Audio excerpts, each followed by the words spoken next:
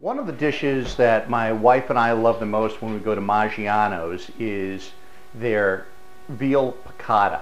Now, Maggiano's, it started out in Chicago. It's an Italian restaurant there, and they've since expanded nationwide. You'll find them in a lot of malls, including one that's about 45 minutes from us. So the great thing about the turkey piccata that I'm going to show you how to make here using wild turkey is that it brings out the flavor of capers. Now, capers are actually the little bud of a flower. They're judged by the size of the flower. They've got the non-periel or parallel or rhombus or parallelogram or whatever. Those are the smallest ones. Those are supposed to be good. I don't think it makes that much of a difference. You'll also see capote capers. They're a little bit larger. They taste just as great. And the dogs would be jealous of me making a video. But that's just going to keep going. The great thing about piccata is that it's really simple. I've got this pan that's been heating here. I'm going to add some extra virgin olive oil. EVOO to all you Rachel Ray fans out there.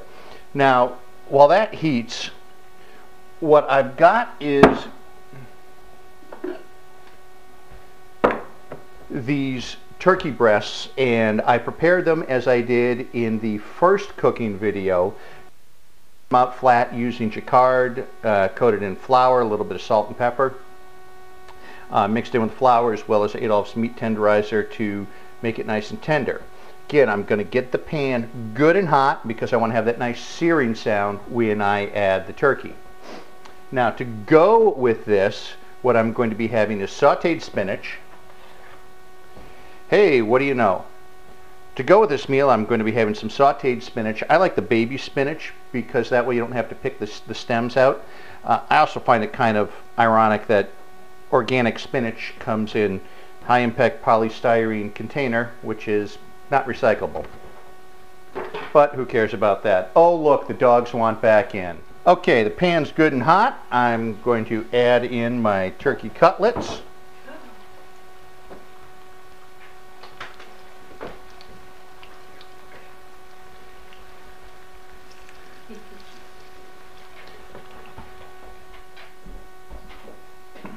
Here. All right, here's the sound of me cleaning dishes while I prepare, because this way I like to multitask, and when dinner is ready I don't have to deal with a chaotic sink. I bet these cutlets are getting close to done. Let's take a look. Nice and brown. Time to flip them over. Right at about 3 minutes, almost invariably.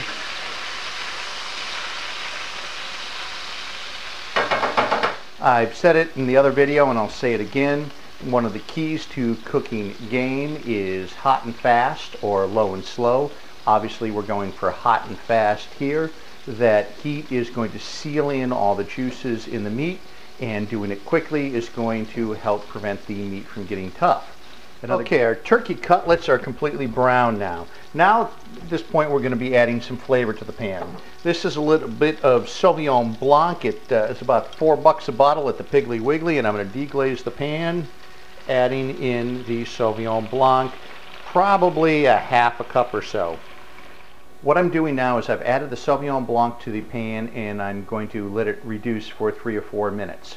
Sauvignon Blanc is known for having a citrus or grapefruit characteristic, and this meal is all about tang and citric. And so what we're doing here is blending the tang of a Sauvignon Blanc with the tang of the capers with the tang of lemon juice. As you can see, the wine's already been significantly reduced. Now, because I like to add a lot of flavor to my sauce, I'm actually going to add in a little bit of chicken stock here, and that is going to give me some sauce that I can use with my pasta. I like the Better Than Bouillon chicken stock here. Yeah, I think it's got a great flavor. It's easy to keep on hand. You don't have to worry about running out and buying a fresh container of stock. Just one thing to remember, don't store it in the cupboard, store it in the refrigerator, otherwise it gets kind of grody. The stock is getting close to being reduced where I want it, so I'm going to go ahead and add my angel hair pasta to the water, a little pinch of salt, because this is the only chance that you're really going to have to give the pasta a little salt flavor. I always like to make a little extra pasta, so I've got some for the next day. So I'm going to pile that on in, probably 2/3 of a pound there.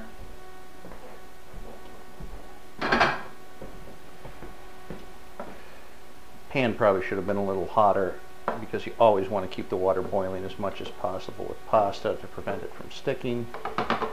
Takes care of that. Moving back to the piccata here, I've got the wine and stock mixture reduced.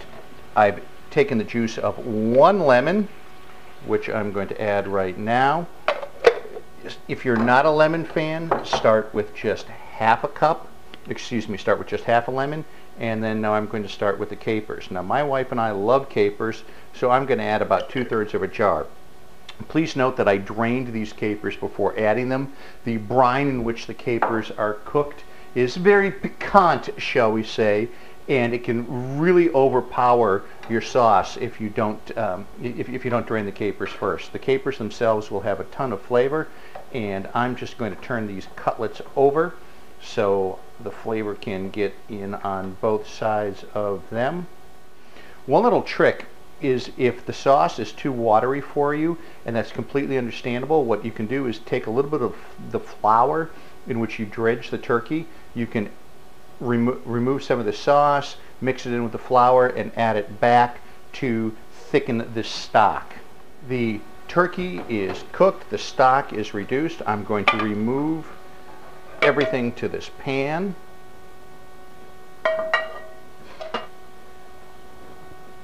I am now going to add some shallots into the pan and start preparing the sauteed spinach. If it was earlier in the year and Vidalia onions were available, I would be using a mound of Vidalia onions. If you want to get really decadent, saute some prosciutto or some bacon in the pan, remove the bacon, and then saute the spinach in the bacon grease, because there's nothing better than greens and bacon grease. The shallots are slightly browned right now, so now it's time to add the spinach.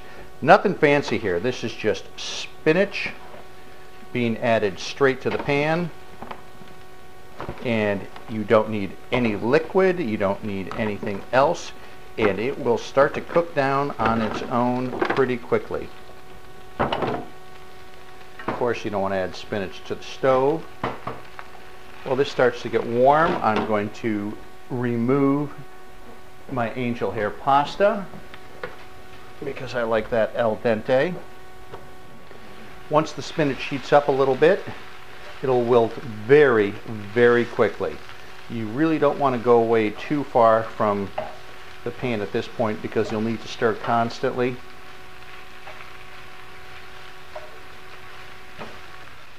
I always find that spinach needs a little bit of salt to bring out its flavor, so at this point I'm going to go ahead and add a little sea salt. You can see the spinach cooks down quite quickly when it gets toward the end here, here's really where you want to pay attention. Don't want to overcook it and totally mush it out.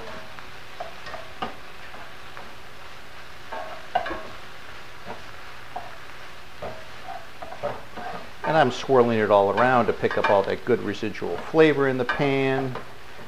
Don't want to leave any of that brown goodness behind. I've got sauteed spinach here. We're going to put a little bit on the plate. Plate 1 and plate 2. You saw how much spinach I started with, and spinach always cooks down so much, which is a shame because I love it. And quite frankly, you can't get a big enough frying pan, or steamer for that matter, to saute all the spinach that a family of spinach lovers could eat. Just trying to get all the goodness out of this frying pan. There we go. Spinach is on the plate. To finish plating, I'm going to add a little bit of pasta. to the plate. I'm going to take a turkey cutlet and serve it up. We need a spoon to get some of this luxurious gravy that I've talked so much about. It's actually just called piccata sauce in most places, but really piccata refers to the thin cut of veal that was the heart of this recipe originally. But now if you ask for piccata sauce any place, most people know exactly what you're talking about. And maybe a little bit on top of the pasta. Dinner is served.